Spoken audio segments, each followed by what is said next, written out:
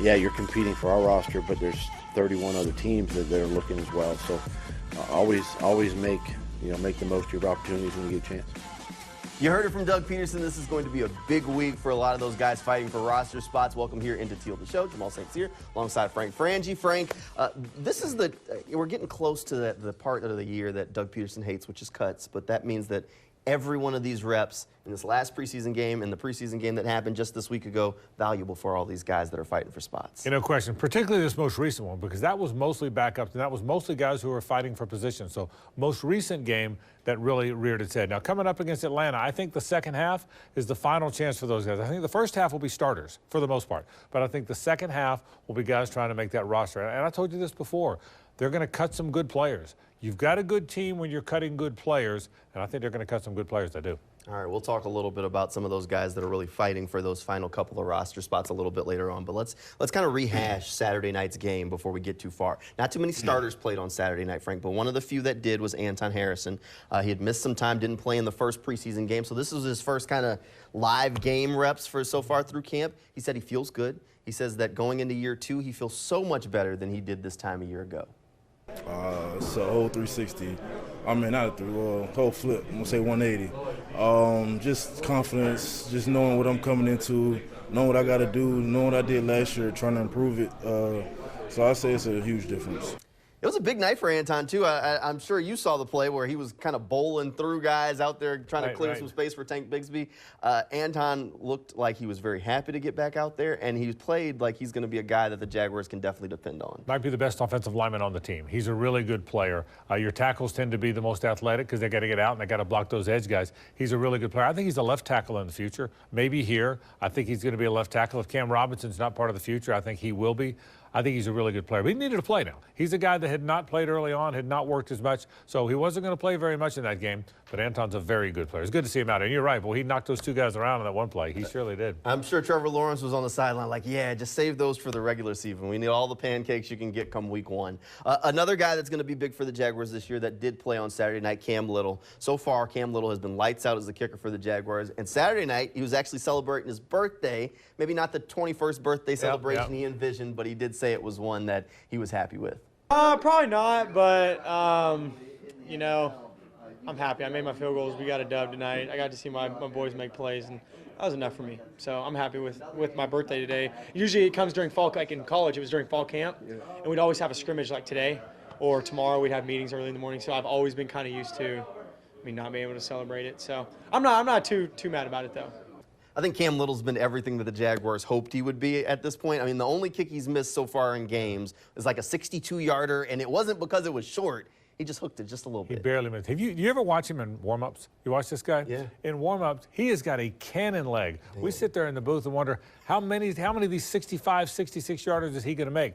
The 62-yarder that he missed that Jamal was talking about hit the net. Now, he missed it left just a hair. It would have been good from 70 yards. He's got as good a leg as you will ever see. He's a young guy. Now, again, in this day and age, kickers got to make kicks. It's not how strong your leg is entirely. He's 5 out of 6 on the preseason. So Cam Little is very good draft pick for the Jags. A lot of things that we liked in that last preseason game, but this next preseason game is kind of going to be almost the dress rehearsal. You mentioned it. The first half is going to be a lot of the starters. So this is going to be the most football that a lot of them have played together before that week 1 game. Andre Cisco, one of the veteran guys on that Jaguars defense, he says that getting ready to kind of having that dress rehearsal is always good as you try and prep for week 1. I come out every day ready to play, so for me it's just another day in the office. That's how you prepare and be ready for those opportunities. Obviously a little bit different implications, and obviously not maybe in the win-loss column, but just putting good stuff on film is always important. So I'm glad to just help this defense and just continue to find our identity. Yeah, maybe for somebody else. I know for me, I go into the game. I guess the game is the opportunity. And with football, any day could be your last. So I think taking it for granted and saying that I'm only going to get a few snaps, so the approach is different is doing you a disservice. I think it's a great opportunity to kind of, it's almost a dress rehearsal for the week 1 games and going forth past that. Frank, every rep for all of the players on the roster, not even just the starters in this next game, is huge because this is their last dress rehearsal for week 1, but all those other guys, this is their last chance to make a good impression. Yeah, and those are the second half guys. Yeah. But the first half guys, that's going to be the team. You're going to see, for the most part, The regular starters, the regular players, they're going to game plan a little bit. If you want to know what Jaguar football 2024 is really going to look like, well, watch the first 2 quarters, watch the first half against the Atlanta Falcons, because that's going to be their team. It's the one time in the preseason you'll see the Jags do the kind of things and with the same people that they expect to do it in the regular season. All right, coming up here on Teal The Show, next we'll talk about some of those bubble players you should be keeping an eye on that are going to really need to have a good night on Friday night for the game this week. That's straight ahead right after this quick break. It's still early, you know, to make any kind of decisions. I mean, you know, obviously Trevor's the quarterback, and you know, Josh will be the defensive end, so we know that much. But you know, after that, it's still evaluation, and still want to get as much time with these guys as we can, right up until the last minute. All right, welcome back here into Teal The Show. Frank, we've reached that point. Cuts are right around the corner. A lot of players are vying for those roster spots. I sat down and went through the Jaguars' 90-man roster. I was trying to do the whole trim it to 53 thing. I think there's about like 7 spots that are really kind of looked at and said, okay, these are bubble spots where guys are fighting for those last couple of reps. Want to get your thoughts on where the offensive line room's at. There's a couple of guys there. There's going to be a tough decision or two to make for those last couple of spots. There's no question. You got the 5 starters. We all know that. I think your first 2 off the bench, as it were, Walker Little and Luke Fortner, who they drafted. So I think that's 7. I think they're keeping 9. So that means Cole Van Lannon, who's had a really good camp. Cooper Hodges, who they draft and they love. Blake Hance, who can play every position. Javon Foster, who's a draft pick.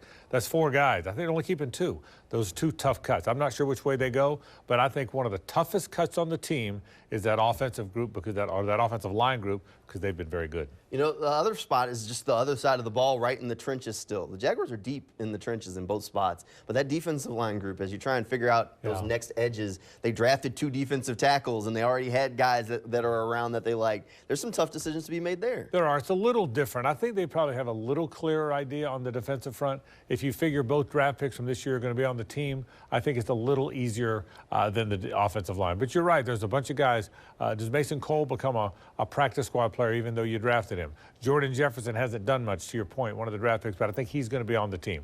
Jeremiah Ledbetter's been a terrific player for him. He's the backup nose guard behind Devon Hamilton, so do you have room for him? You're right. How many do you keep, and can you make it? But there's a deep group there as well. All right. Now, every year, we feel like we normally get at least one undrafted free agent that finds a way to sneak onto the roster. Last year it was Elijah Cooks. I don't know. I'm kind of trying to rack my brain on this, Frank. Frank, is there an undrafted guy that's going to sneak on this year, maybe? I don't think so. And the reason is they've drafted at a lot of those volume positions where you need a lot of guys because of special teams, defensive back, linebacker, those spots. They've drafted a lot of guys there. Look at that secondary and how many guys they've drafted back there. Monteric Brown and Prince and Jarian Jones. All those guys aren't starters, but they're Christian Braswell. That's a bunch of guys they drafted in the last few years that they want on the team. So I think there's so many guys like that, I'd be very surprised. And one could slip through, but I don't think there's very many undrafted guys that are going to be on this team. All right. One thing that is worth watching is they kind of make that first trim to 53, Frank.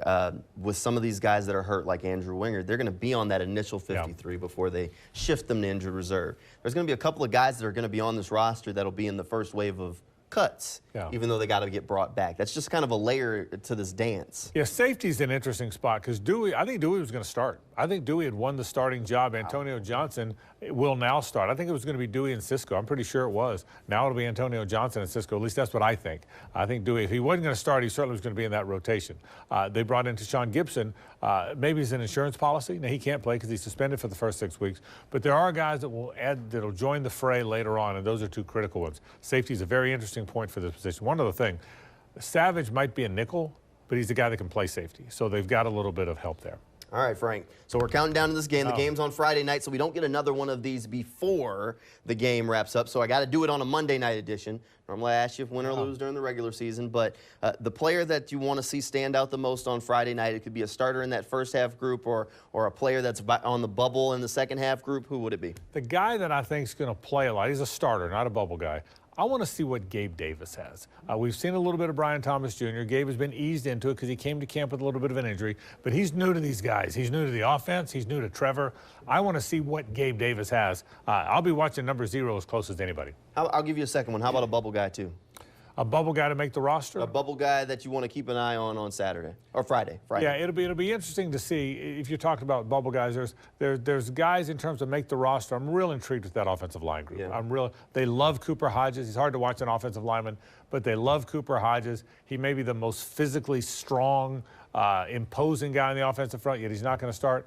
I'd like to see how that backup offensive line group does. We'll see if they can give those backup quarterbacks a little bit of time. We'll definitely be keeping an eye on them. Game is set for Friday night. We will still have a Teal The Show coming your way. It'll be after the game. Frank, of course, will be up in Atlanta for the call, so he'll be a little tied up. We'll catch up with him next Monday as we kind of wrap up things and see what this roster is going to look like as we really start the countdown to the regular season. It is here, folks. We've made it through training camp. It is officially broken. So Teal The Show has carried you through. Thank you for hanging out with us all the way through training camp. We will still have you covered throughout the regular season. Frank, thanks for being here. Good night, everybody, and go Jags.